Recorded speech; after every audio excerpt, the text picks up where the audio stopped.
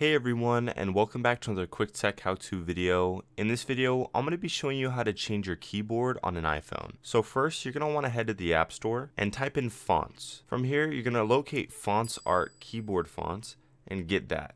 When you first download the app, it's going to prompt a screen of instructions to allow the keyboard to be enabled in your iPhone. What you're going to want to do is just hit the Go to Settings tab. From here, you're going to scroll down and find the new app you just downloaded. Hit Keyboards.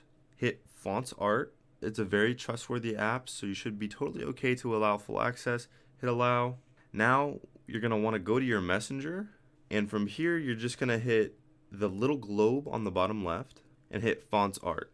Now you could already see a few changes here.